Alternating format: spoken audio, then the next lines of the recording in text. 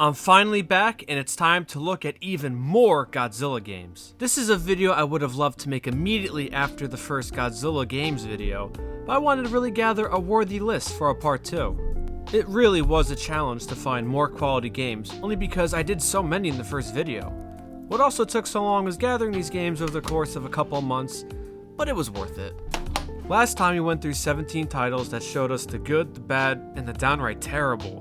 But believe it or not, there's still more Godzilla games out there.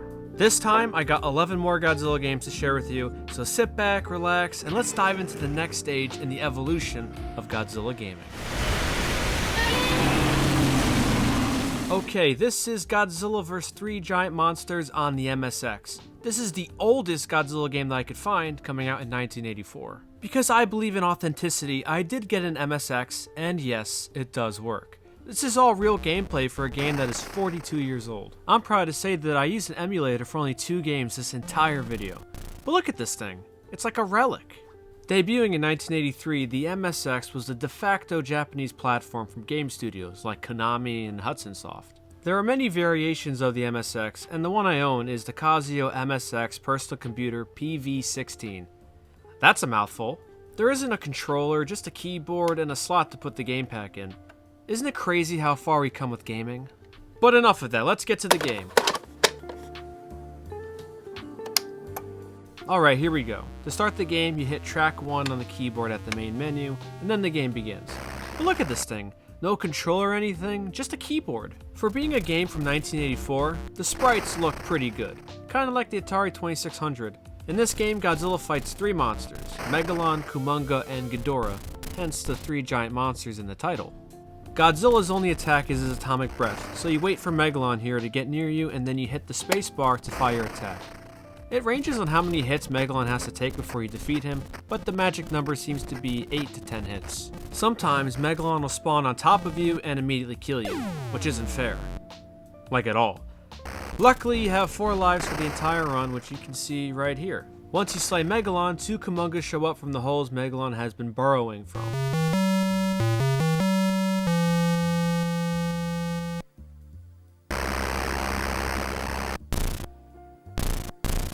So it's important to minimize how many craters appear by killing Megalon early. But the 2 Kumongas are pretty annoying. They can rope you up with their webbings, which you really can't get out of, and one of them shoots this giant web ball that will kill you if it grazes you. And if you thought that was unfair, your atomic breath doesn't get the same grace as their web ball. You have to hit them dead on with the atomic breath to hurt them. It can't be off target at all, or it won't register. I struggled the most with the Kumongas because this D-pad for the MSX doesn't work consistently, so I had to use these 4 arrows to maneuver around, and that took some getting used to. Once you destroy the 2 Kumongas, the last monster you fight is the 3-headed schmuck Ghidorah. He's actually pretty easy, but there's a catch. You have to defeat him before Minya down here willfully walks off a cliff and dies. So you have to race to destroy him, but all you really have to do is just go up to the top of the map and fire away at Ghidorah. It's pretty easy. After you defeat Ghidorah, the game loops and starts over with Megalon, but this time he's faster. And that's the game. There isn't an end credit screen saying you won or anything. The primitive game loops and restarts. Overall, the game was kind of fun. I can't imagine anyone playing it for too long, but it did serve as a nice distraction, even if Kumonga was annoying me to no end. This is a nice piece in the history of Godzilla gaming by being one of the first Godzilla games ever. It's antiquated by today's standards, but it's nice primitive fun. Moving on. Also in 1984, we got this, Godzilla-kun, which translates to Little Godzilla on the MSX. Now this is pretty cool because I do own the original packaging too. Also, I see on Wikizilla that they say that this game is from 1985, but the back of the box says 1984. So, I'm going to agree with what's on the back of the box. This thing also cost about 4,800 yen in 1984, which was about $30 back then. Using an inflation calculator, that $30 would be about $96 in 2026. The more you know. If you remember my first Godzilla video, the 1990 Game Boy Godzilla game plays almost identical to this, which actually makes sense because the 1990 Game Boy game is a port of the 1984 MSX game. In Godzilla-kun, you control Godzilla as you traverse a map with other monsters pursuing you across several levels of puzzle-filled fun. Much like the 1990 Game Boy game, destroying the enemies is not the objective. Instead, you have to destroy all the rocks on the stage before you can advance. And just like the 1990 game, destroying enemies will only make them respawn. The game as a whole is mild fun, but I really didn't know how many levels there are. When you destroy all the rocks on the stage, you are given 2 options for your next stage, and after a while, I seem to be repeating the same stage over and over again. From what I played, not counting the repeat stages, I played 5 different stages. Again, not much info is really out there about this game, so these 5 stages could very well be the total amount of unique stages, or there could be several more. Remember, the MSX is very primitive, and even Godzilla vs. 3 Giant Monsters only had 3 stages and would repeat itself when you beat it. Let me tell you, Rodan is by far the most annoying enemy in this game. He flies around and clips through the floor to come and hit you. And the controls aren't too bad, but again, the joypad for my MSX doesn't work too well, so I'm forced to use these arrows here. Anguirus here can sometimes launch himself at you at an incredible speed when the stage starts. At least, I think this is Anguirus. Again, a little funny, but also a little annoying. Overall, this game is mildly entertaining, even if it bears little resemblance to the Godzilla we know and love. And I know the Godzilla from this game is the chibi version, but still. For 1984, I'm sure the kids playing this probably had a good enough time. It's not bad, but it's not great. This is King of the Monsters Godzilla for the original Game Boy from 1993. This one is a Japan exclusive, but lucky for us, the Game Boy GameCube adapter can still play it. I did have this game when I did the first video, but I removed it because I didn't want to make the original video too long. So let's put this bad boy in.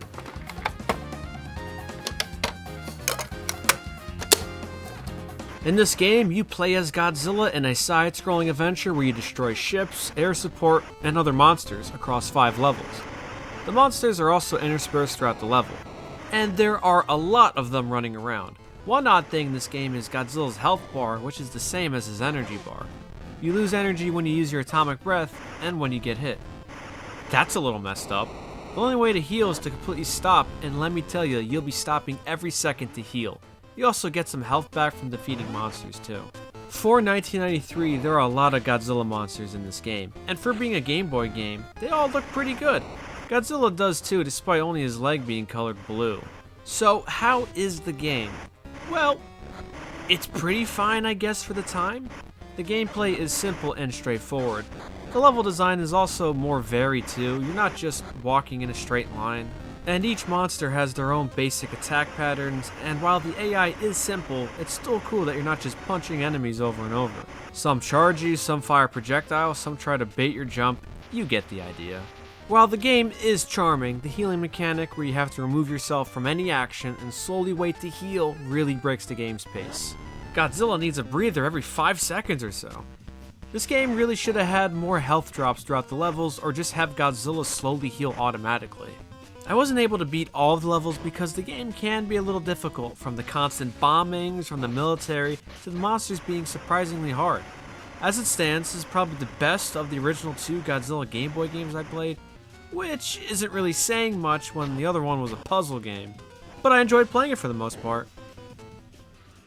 Also in 1993, we got Godzilla Battle Legends for the Turbo Duo, and as you can see, I do own the game, but I do not own a Turbo Duo.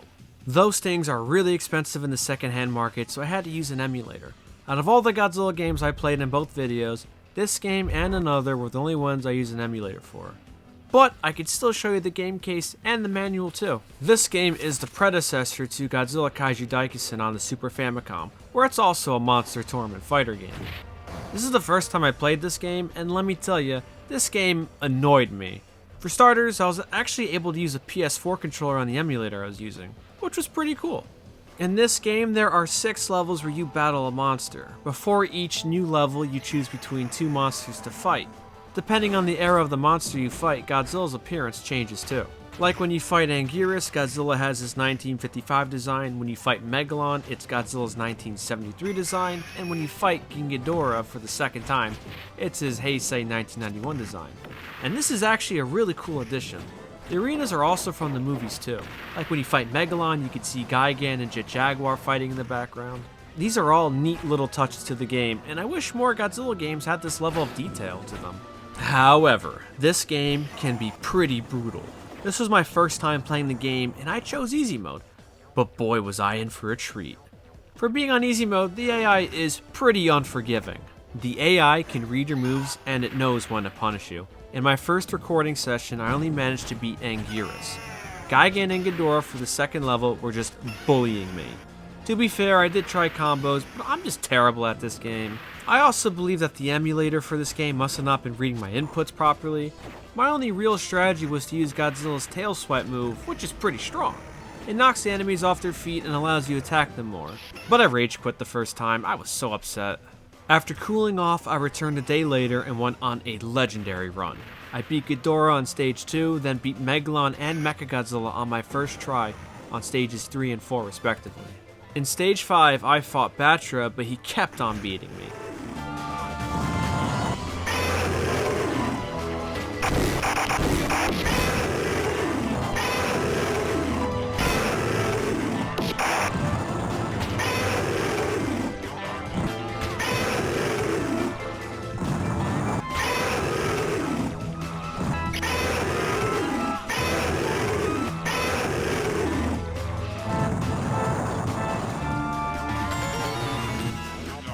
Setting aside the cool fact that the stage is pulled right out of the movie, Batra is pretty unfair, and I hate him. He could beam spam you, he's fast, and most annoyingly, he can do this biting move where you lose almost a quarter of your health. When Godzilla grabs and bites, he doesn't inflict nearly as much as Batra. How's that fair? So I lost to Batra, and then I decided to fight King Ghidorah, and after a bunch of close games, I slayed him and moved on to stage 6.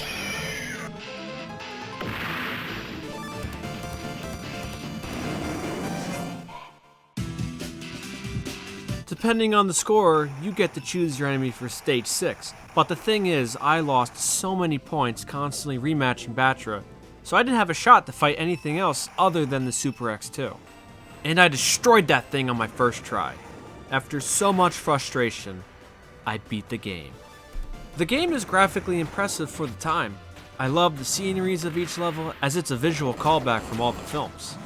The game even sounds great too. However, the AI is pretty unfair, and there aren't a lot of buttons to do combos. Remember, this was on the Turbo Duo, and that controller only had 2 buttons. It felt like I was doing the proper combos to do the moves, but the game disagreed.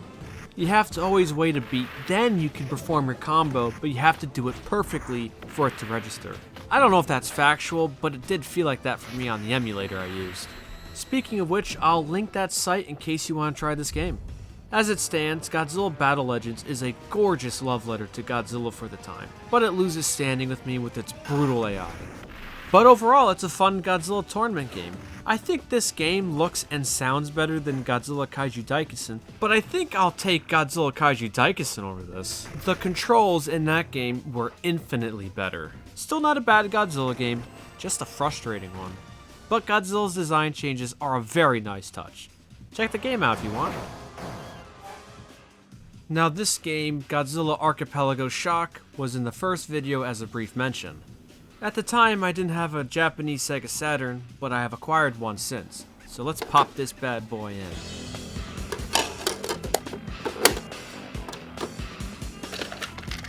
The game starts off with clips from the Heisei films.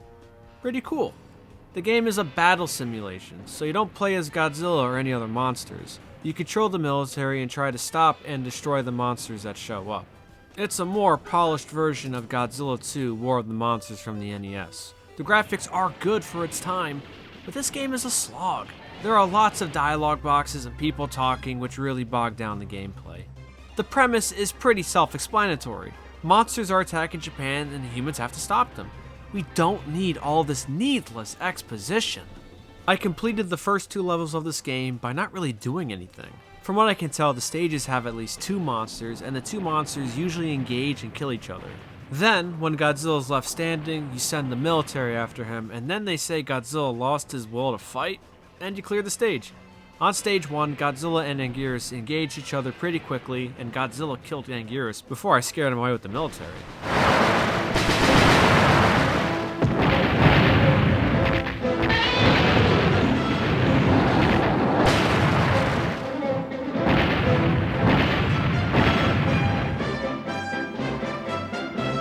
Same with stage 2, Godzilla fights the Mothra larva and he takes out both of them, so then you send your remaining units on him, and then he eventually leaves. But on stage 3, there are 3 monsters, Godzilla, Rodan, and Fake Godzilla. So my strategy of doing nothing didn't really work. Here, Rodan never even approached Godzilla, and the 2 other Godzillas, Real Godzilla and Fake Godzilla, did approach each other, but they never fought. So I ended up losing the level because all 3 monsters wiped out my forces. And at that point, I called it quits. I had about 45 minutes of footage at this point, and I would have carried on, but this game really does feel like a chore. From the constant barrage of dialogue to the sluggish gameplay, this game was a real slog. While it is more visually appealing than Godzilla 2 War of the Monsters for the NES, this game suffers from the same problems for its simulation gameplay. Who wants to play a Godzilla attack simulation? Not me, that's for sure. I am glad I got to check out the game and at least play it. You may be a little disappointed that I didn't do a deep playthrough of this game, but come on. Would you want to play longer after seeing this gameplay? It's a flat line of a game. It's not exciting or even fun. I guess the most enjoyment I got was recognizing the music from the stages that they pulled straight from the movies. Now that was pretty cool. Moving on. Also in 1995, we got this, Godzilla Giant Monster March for the Sega Game Gear. I do not own this game, so this is an emulator you are seeing. This game is like a weird combination of Godzilla 2 War of the Monsters and Godzilla Monsters from the NES era. It's a turn-based strategy game yet again, but you can control either G-Force or Godzilla and his friends. There are 4 stages that are loosely based off of the movies, like the first levels from Godzilla vs. Gigan, and so on. You play the game by moving turn by turn and destroying the military enemy monsters, but you'll notice how outnumbered you are by the military. They have so many units, and when it's their turn, they make sure to show every single unit move. This really slows down the game's pace. It made me not want to play because of how it slows things down. And you may think, why didn't I speed this up? Well, if I have to suffer, so do you. What also makes the game so annoying is how slow Godzilla moves. I can only move a limited amount of spaces, and I can't even move in any direction I want. The game limits me doing so. So here I lose Anguirus, but I destroyed Gigan to avenge him. Now time for the 3-headed schmuck Ghidorah. Oh god, he has all of his health. To no surprise, I got crushed. Enough of that. Let's try stage 4, where you fight Space Godzilla. Alright, it's the same nonsense as the other stage where Godzilla moves at a snail's pace, and I have to see every military unit move. And look, Space Godzilla is actively running away from me, and he moves faster and farther than Godzilla can. How is that fair? Just wait till you see me fight him. Space Godzilla is invincible. No joke, I couldn't hurt him. Once I track down that goon, he is immune to my attacks. So naturally, he beat me again. And I wasn't invested enough to care and solve why I couldn't hurt him, so it is what it is. Alright, let's try stage 3, which is based off of the climax of my favorite Godzilla vs. Mechagodzilla 2. Okay, same drill, I see all the units move, but this time I can control Rodan. So I destroy Garuda and eventually Mechagodzilla, who does show up much later. And the game doesn't end. I guess to clear the stage you must destroy all of the military units, which is a comically large amount. And I didn't have an enemy to continue. I destroyed Garuda and Mechagodzilla. That should be the end of the level. But nope, the game drags on and on. Overall, it should come as no surprise I did not like this game. The sluggish pace made it unbearable to play. I would not recommend this game unless you want the novelty of playing it for the first time. I'll still link the site I used to play it in the description. Moving on. I did cover Godzilla Generations in my first video, but I didn't cover all of it. I briefly mentioned the VMU Coliseum minigame because I didn't really know how to play the game at the time.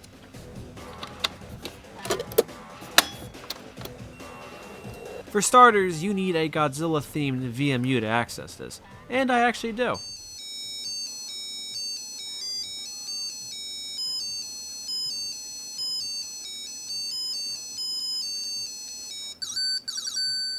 However, despite me having the Coliseum on the VMU, I am not able to play it for whatever reason. I changed the batteries, I even took the liberty of buying 2 other first-party Dreamcast controllers, hoping that the third-party one I was using had some kind of connectivity issue. But it just doesn't work. I get this error message on the VMU when I try to access the Coliseum.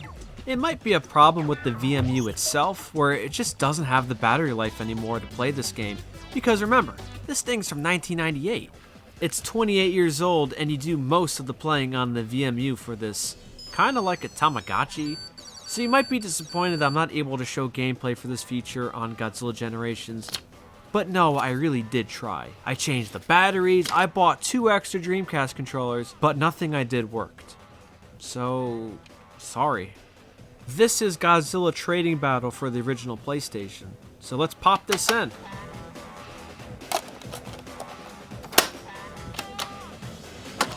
Now this is a side note, but the PS1 controller feels so odd. I guess I'm just so used to the joysticks from the PS2 controller and on. And I know this controller came first, but I'm just saying that it just feels odd to me. Now the presentation of this game is great. Look at the graphics, which look amazing for 1998. Nice models, and the inclusion of the American Godzilla is pretty cool. But the gameplay, however, is something else. Yeah, this is the game. Almost looks like a Yu-Gi-Oh in a way. To my understanding, the game may look like a traditional card battle game, but it's really all about control. The monsters are sort of tools for claiming territory and managing resources, not a flashy one-on-one card battle game. And this never really explains it that well. There also appears to be new monsters in this game too. J-Rumu? Ganymes? Vagnosaurus? Even Dagara, who did appear in Rebirth of Mothra 2 from 1997. Interesting choices, to say the least. But let's get back to the gameplay. Despite the truly great graphics, we are burdened with some truly boring character stuff. I just want to get to the game.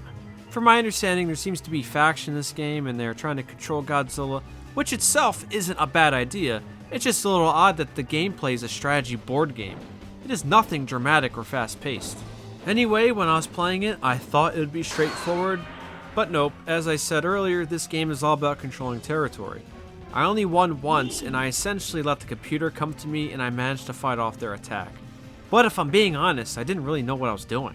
And I still don't. At face value, the game has an interesting approach, but I feel like the idea of just fighting for control over the board instead of trying to get high-level cards in duel, like Yu-Gi-Oh, made the game a lot more confusing.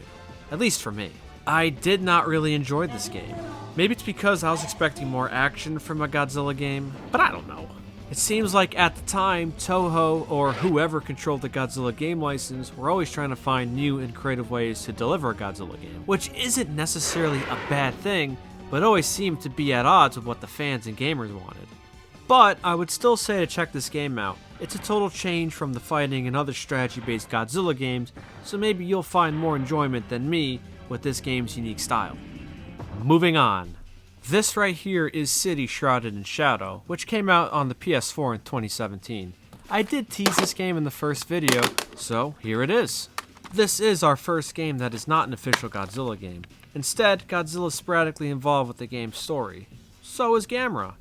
This game only came out in Japan, but lucky for us, PS4s aren't region locked. So let's slip this bad boy in. This is a very strange, yet unique game.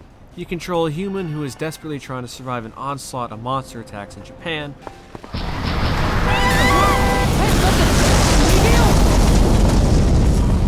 By running through debris-filled streets, skyscrapers, or even sometimes in the middle of a monster fight. Watch out! This game takes the monster formula and flips it on its head. It's all from the perspective of a human, and the game tremendously sells the scale, awe, and even terror of these monsters.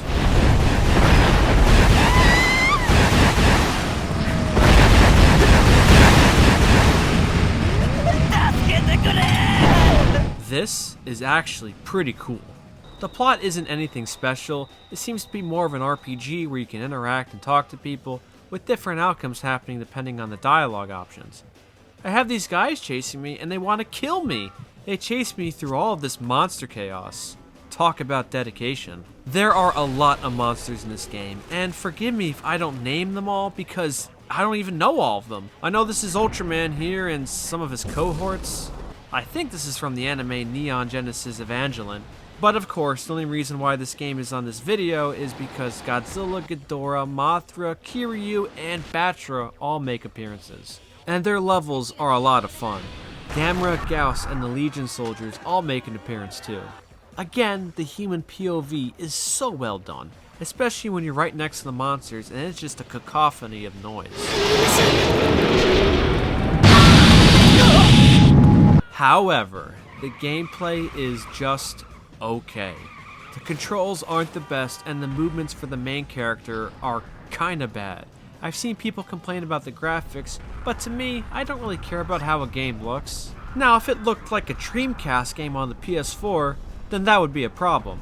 Admittedly, I didn't play the entire game, but I did play all of the levels that had Godzilla and his friends in it, which covered more than half the game.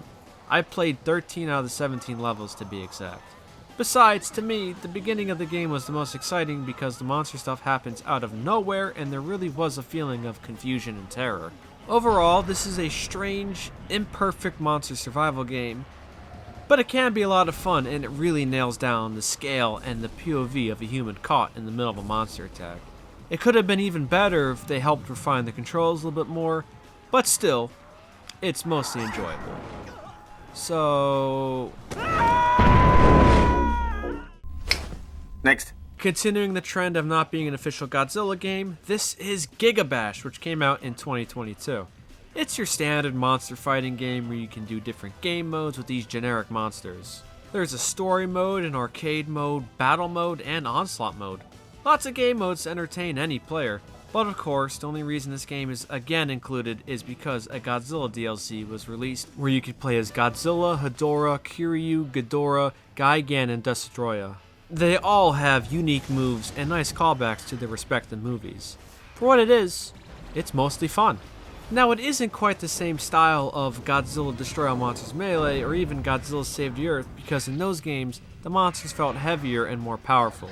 In this game, the monsters feel more arcadey and they can jump around effortlessly and move more fluidly. At surface level, this doesn't seem like an issue, but to me, it doesn't really feel like a Godzilla game. And that's because it isn't. It's a nice homage to Godzilla with Godzilla monsters, but it just doesn't feel like one. But since we really haven't gotten a true Godzilla console game since 2015, it's just nice to see Godzilla and the other monsters in a game. In December 2025, Gamera also joined the game as a nice surprise DLC along with Guiron. So now you can finally recreate a Godzilla vs. Gamera, and to no one's surprise, Godzilla wins.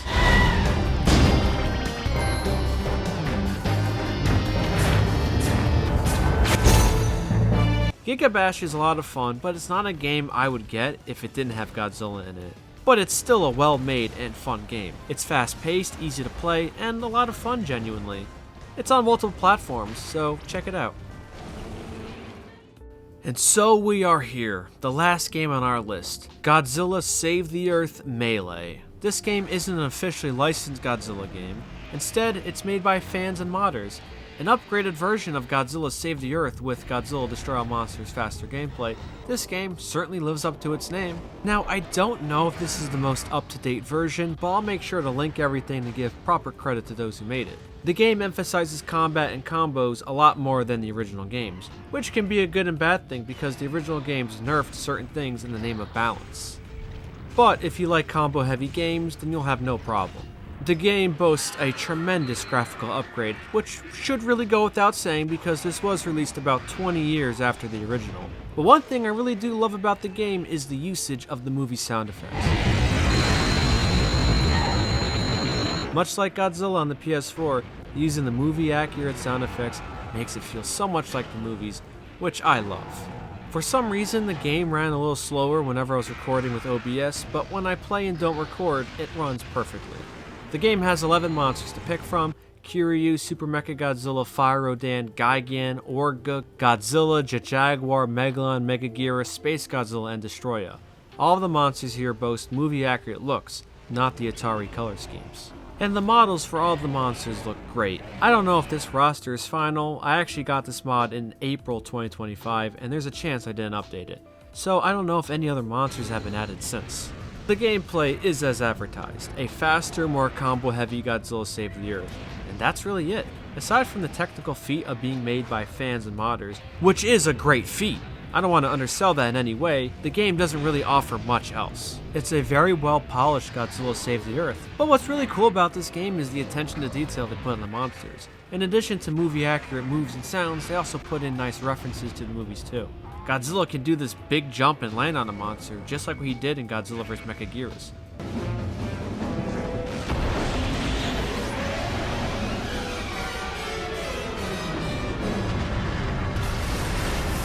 Destroyer can fly and also drag his enemy by the neck too from his tail.